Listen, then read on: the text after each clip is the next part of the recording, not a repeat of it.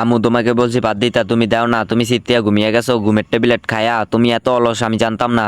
দাঁড়া, তোমাকে কিভাবে পিঠা দেন লাগে আমি জানতাছি। আব্বু আব্বু ঘরের ভিতরে কে জানি আইছে, তুমি তাড়াতাড়ি আসো, আমাদের সবকিছু চুরি করে নিয়ে যাবে, তাড়াতাড়ি আসো, তুমি যাইবো কি আবার? কে আর এত বড় সাবাস আমার ঘরে চুরি করবো? দাঁড়া, আমার লাডিটা কই, না লাডি না রাবারটা কই, এটা দিয়ে যা চাই গেলাম, দাঁড়া।